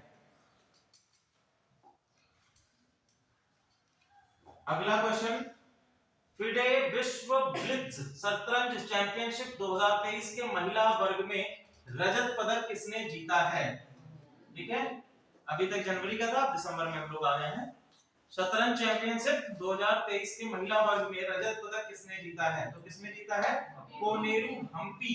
ठीक है, कोनेरू हम्पी ने ये जीता है। ठीक है, कहां पर ये हुई है? समरकंद में, उज्बेकिस्तान के समरकंद में आयोजित की गई है। ध्यान रखिएगा, उज्बेकिस्तान के समरकंद में आयोजित किया गया है। नेक्स्ट है आपका जनवरी मार्च 2024 तिमाही के लिए सुकन्या समृद्धि खाता योजना पर बढ़ी हुई ब्याज दर क्या है? ठीक है, बढ़ी हुई ब्याज दर कितनी है? सुकन्या समृद्धि खाता योजना तो कितनी हो गई है अब? 8.2%। ठीक है, तो सुकन्या जो आपकी समृद्धि खाता योजना पर है उसमें अब ब्याज कितना प्राप्त होगा? 8.2% प्राप्त होगा। ठीक है, आगे पहले कितना था? 8% था, इसमें 0.2% बढ़ा दिया गया है। अगले 5 वर्षों में 50 उपग्रह लॉन्च करने की इसरो की योजना का प्राथमिक उद्देश्य क्या है? ठीक है, अगले 5 वर्षों में 50 उपग्रह लॉन्च करने की योजना का प्राथमिक उद्देश्य तो क्या है? प्राथमिक उद्देश्य है भू खुफिया जानकारी एकत्र करना। ठीक है, भू खुफिया जानकारी एकत्र करना, या हम बेसिकली कह सकते हैं सर्विलांस के लिए ये इनका प्रमुख लक्ष्य रहेगा। नेक्स्ट है अगस्त 2023 में कतर में जिन 8 भारतीयों को मौत की सजा सुनाई गई उनके खिलाफ प्रारंभिक आरोप क्या था? जासूसी। ऐसा क्वेश्चन पूछा नहीं जाएगा, बेसिकली दे दिया गया इसमें। चलिए, आईओए ने भारतीय कुश्ती महासंघ के लिए तदर्थ समिति का गठन क्यों किया है? आईओए क्या है? Indian Olympic association. ठीक है, भारतीय ओलंपिक संघ इसको कहा जाता है। तो बेसिकली क्या है? डब्ल्यूएफआई अधिकारियों के मनमाने निर्णयों के कारण इसका कार्य किया गया। भारतीय कुश्ती महासंघ जो है उसके मनमाने, अभी आप लोगों ने देखा भी होगा कि कुश्ती जो आपके पहलवान हैं उनका लगातार दिल्ली के अंदर प्रदर्शन चल रहा था। ठीक है, और कई पहलवानों ने अपने पदक वापस करने के लिए भी बात रखी थी कि हम अपने पदक वापस कर देंगे। चलिए आगे हम लोग बात करते हैं, केंद्रीय रिजर्व पुलिस सीआरपीएफ का महानिदेशक किसे नियुक्त किया गया है? तो कौन है ये? अनीश दयाल सिंह को सीआरपीएफ का महानिदेशक नियुक्त किया गया है। भारत तिब्बत सीमा पुलिस के नवनियुक्त महानिदेशक कौन है? राहुल रसगोत्रा। ध्यान रखिएगा, ऐसे क्वेश्चंस आपसे पूछे भी जाते हैं। राहुल रसगोत्रा को किसका? आईटीबीपी। ठीक है, आईटीबीपी का महानिदेशक नियुक्त किया गया है। केंद्रीय औद्योगिक सुरक्षा बल जिसको सीआईएसएफ के नाम से जानते हैं, इसका प्रमुख किसको नियुक्त किया गया है? तो कौन है इसके प्रमुख? नियुक्त किए गए हैं नीना सिंह। ठीक है, नीना सिंह को इसका प्रमुख नियुक्त किया गया है। नेक्स्ट है मुस्लिम लीग जम्मू कश्मीर मसरत आलम गुट को यूपीए के तहत गैर कानूनी संघ क्यों घोषित किया गया? ठीक है, तो बेसिकली क्या है? राष्ट्र विरोधी गतिविधियों में संलिप्तता के कारण इसको घोषित किया गया है। 27 दिसंबर 2023 को मुस्लिम लीग जम्मू कश्मीर ग्रुप को क्या कर दिया गया है? इलीगल घोषित कर दिया गया है। यूजीसी ने किस डिग्री की मान्यता रद्द कर दी है? ठीक है, एमफिल डिग्री की मान्यता क्या कर दी गई है? रद्द कर दी गई है। ठीक है, यूजीसी के द्वारा। चलिए अगला क्वेश्चन है, आरबीआई स्थायी जमा सुविधा एसडीएफ का उपयोग क्यों कर रहा है? ठीक है, इसको छोड़ दीजिए, ये भी नहीं पूछा जाएगा। एसडीएफ अच्छा है, वैसे पूछा जा सकता है। ये भी अभी सर ने बताया था, उस दिन एसडीएफ बता रहे थे इकोनॉमिक्स की क्लास में। ठीक है, क्या होता है एसडीएफ?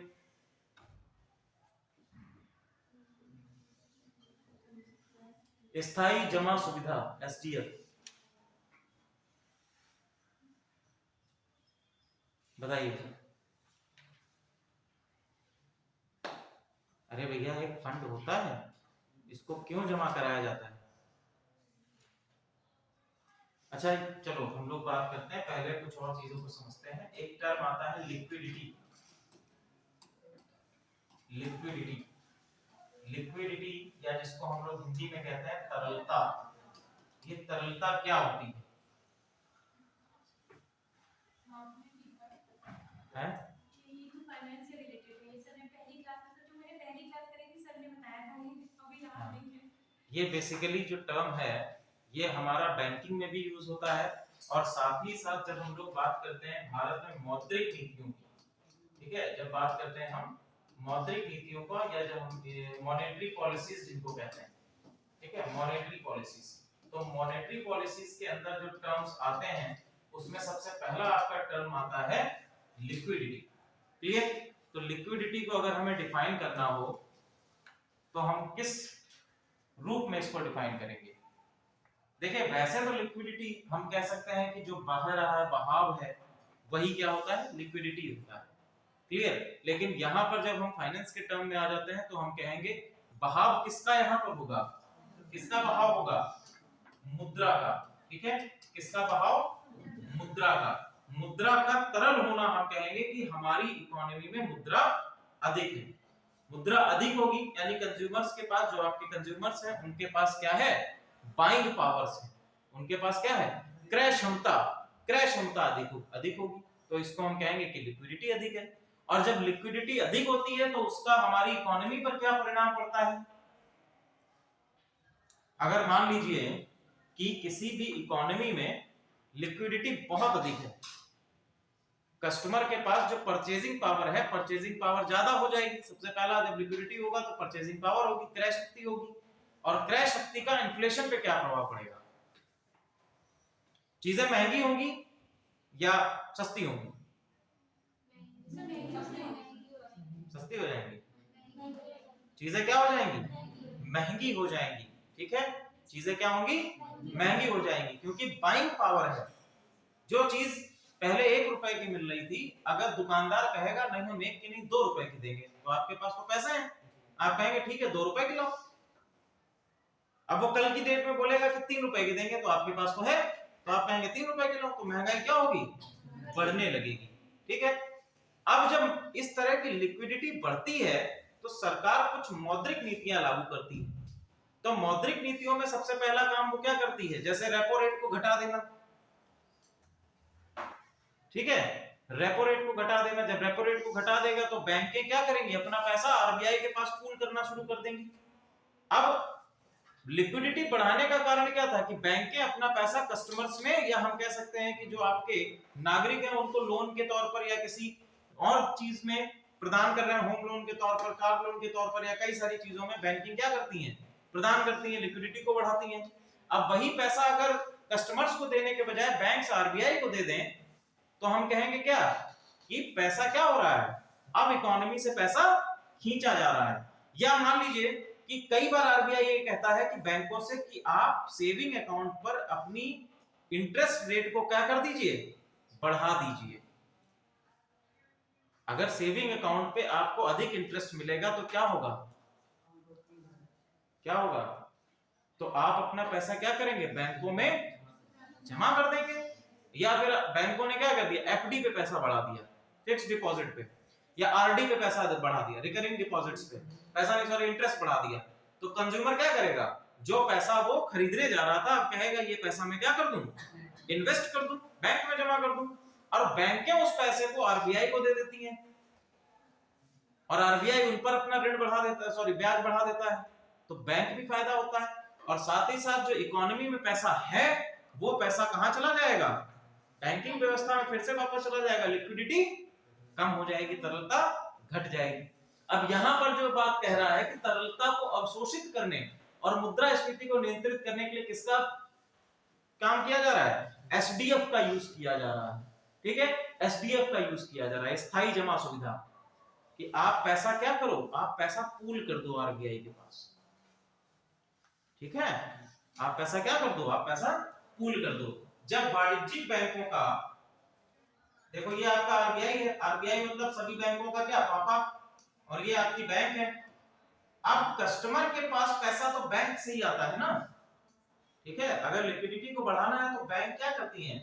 लोन के तौर पर या कई सारे टर्म्स में पैसा देती हैं। आरबीआई ने कहा कि आप हमें पैसा दो, हम आपको अधिक इंटरेस्ट देंगे। अब बैंक क्या करती हैं? जब कस्टमर को पैसा देंगी तो कस्टमर को पैसा देने के बाद इंटरेस्ट तो खैर ले रही है, लेकिन उस पैसे में क्या होता है? लोन देने में रिस्क होता है। मान लीजिए कस्टमर दिवालिया हो गया, वो लोन देने में सक्षम नहीं हो पाया, चुकाने में, तो ऐसी कंडीशन में वो पैसा बैंक को नहीं मिल पाता है, या वो एनपीए हो जाता है। ठीक है, वो क्या हो जाता है, एनपीए हो जाता है, नॉन परफॉर्मिंग एसेट हो जाता है। और अगर आरबीआई के पास जमा है तो भले ही उस पे 2-3% कम इंटरेस्ट मिल रहा है, लेकिन वो पैसा सुरक्षित है, सेफ है, वो पैसा वापस बैंक को मिलेगा। क्लियर? तो इसलिए एसडीएफ का यूज किसके लिए किया जा रहा है, तरलता को अवशोषित करने के लिए किया जा रहा है। अगला क्वेश्चन है, वीर बाल दिवस किस तिथि को मनाते हैं? ठीक है, कब मनाते हैं? 26 जनवरी को वीर बाल दिवस मनाते हैं। 26 जनवरी, 26 दिसंबर, सॉरी 26 जी 26 दिसंबर को ये मनाया जाता है। भारत के 2 युवा सिख राजकुमारों बाबा जोरावर सिंह और फतेह सिंह के सम्मान में इसको मनाया जाता है।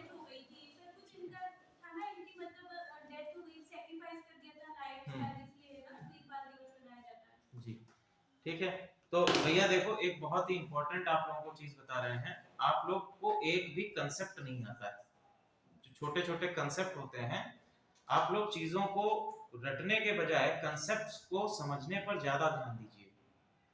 ठीक है, फैक्चुअल इंफॉर्मेशन को आप रट लेंगे, उससे एग्जामिनेशन आप नहीं निकाल पाएंगे। अगर आपको कंसेप्ट्स ही नहीं पता है, जैसे आरबीआई का रेपो रेट है, रिवर्स रेपो रेट है, बैंक रेट है, या कहते हैं कि हेयर कट क्या होता है, तो हेयर कट में हम सोचते हैं कि बालों का ही हेयर कट होता है, बैंकिंग टर्म में हेयर कट क्या होता है पता ही नहीं है।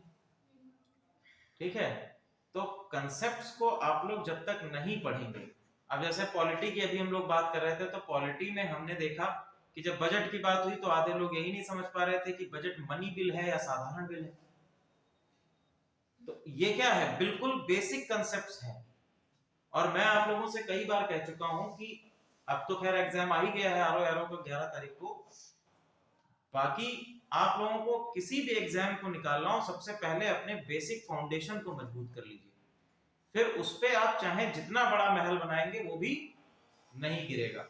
लेकिन अगर आपके बेसिक टर्मिनोलॉजी ही नहीं, कंसेप्ट्स ही नहीं आपके क्लियर होंगे, अब हमको यही नहीं पता है कि सिंधु घाटी सभ्यता का कालानुक्रम काल क्या है, कि किस काल में सिंधु घाटी सभ्यता रही है, तो सिंधु घाटी सभ्यता को हम कितना भी पढ़ लें, हम उसके विषय में सही तरीके से नहीं जान पाएंगे। या हमको ये बेसिक तथ्य ही नहीं पता है कि क्यों अकबर को महान कहा जाता है, किन तथ्यों के कारण अकबर को महान कहा जाता है, तो हम कितना ही पढ़ लें अकबर के विषय में, मुगल काल के विषय में, हम नहीं उसको समझ पाएंगे।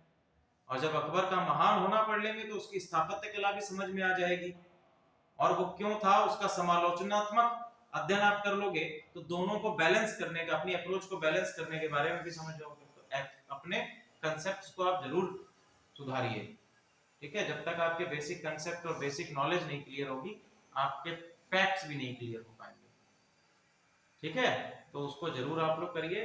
बाकी आरओ के एग्जाम के लिए आप लोगों को बहुत बहुत शुभकामनाएं। आप लोग अपना एग्जाम अच्छे से दीजिए और एग्जाम में आप लोग सफल हों। जितने ही बच्चे सफल होंगे उनके लिए स्पेशल मेंस की क्लासेस को भी हम लोग ऑर्गेनाइज कराने का प्रयास करेंगे कि आप लोग मेंस की प्रिपरेशन भी यहीं कर सकें।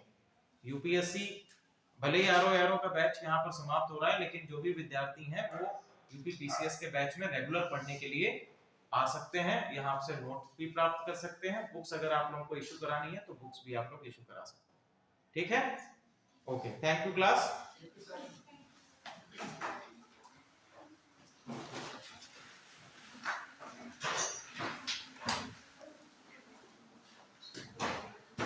बाकी इसका पीडीएफ मैं आप लोगों को सेंड कर दूंगा, तो आप लोग ग्रुप में देख लीजिएगा।